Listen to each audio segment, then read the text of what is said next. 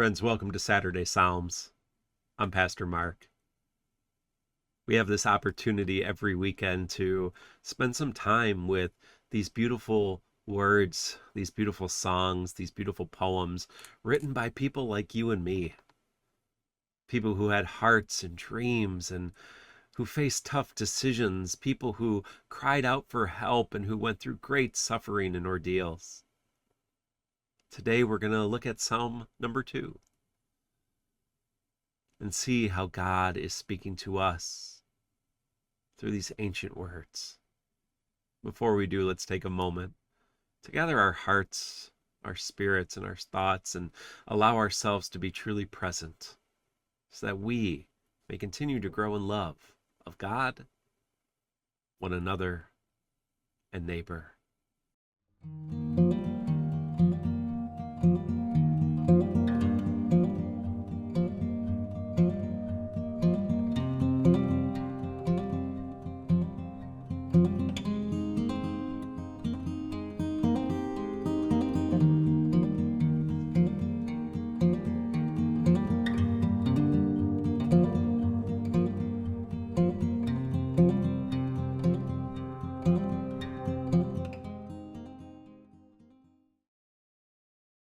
Today we are reading Psalm 2.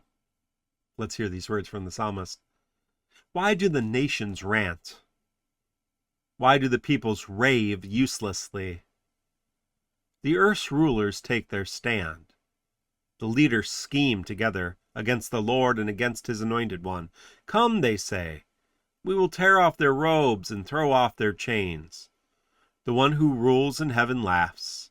My Lord makes fun of them. But then God speaks to them angrily. Then he terrifies them with his fury. I hereby anoint my king on Zion, my holy mountain. I will announce the Lord's decision. He said to me, you are my son. Today I have become your father. Just ask me. I will make the nations your possession. The far corners of the earth will be your property. You will smash them with an iron rod. You will shatter them like a pottery jar. So kings, wise up. Be warned, you rulers of the earth. Serve the Lord reverently, trembling. Kiss his feet, or else he will become angry, and your way will be destroyed, because his anger ignites in an instant. But all who take refuge in the Lord are truly happy.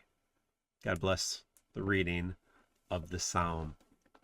Some of these first psalms are more wisdom psalms. They're trying to offer kind of this reality of how we should act, how we should live together, how we should, and kind of the hope. It's the song of, it's the songs of the 60s and the 70s that were kind of idealistic, or maybe kind of the anti-war anthems that tried to speak to a hope of a world that was better than it was. And so many of the Psalms kind of do the same thing.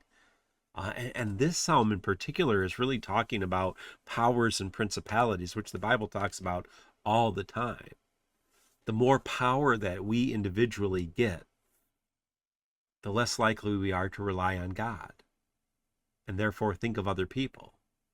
There's a comedian, I think it was Dane Cook, and on one of his albums, he talks about getting a job at Burger King. And his brother got him the job at Burger King, his older brother. And he was so excited because he thought, oh man, it's going to be so fun working at Burger King with my older brother.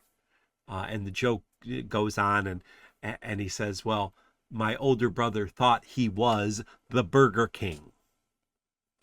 And used the little authority he had in very negative ways. And I've been in situations, somebody gets promoted to some kind of management or some kind of position of authority and really misuses their authority. The old saying, a little bit of power goes to their head. But it can be true in us.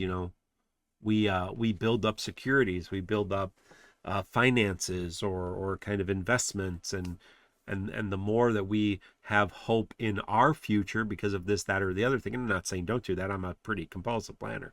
But if that's where my hope is, because all that can disappear. If that's where my hope is and all that disappears, I'm going to be pretty sad. Job is a great example of that. Job lost everything. You know, if my hope is in my wife and she dies, that's going to be really bad for me. If my hope is in my children and they disappoint me or cut me off or do something terrible, well, I mean, that's going to hurt regardless. But like, if that's my hope, if I've invested all my hope in them, or something even worse, like in hope that my daughter will get married and have grandchildren, or my son will become a doctor or something, like if that's my hope and they don't do that, I will be greatly disappointed. Where's my hope? Is my hope in the Lord? The psalmist reminds us, you know, the psalmist is talking about kings and rulers and authorities. Wise up. Serve the Lord. How many people get into government leadership positions, national leadership positions, and stop serving the body? How many people in our church do the same thing? How many people stop serving the greater good, stop serving the community, start serving themselves? I mean, the warnings are a tale as old as time. And the antidote is turn around, repent, put your trust in God, follow God, take refuge in the Lord. So wherever you are, I would encourage you to have hope in something beyond all of that. To take refuge in the Lord today and this weekend. And to have hope in today and tomorrow.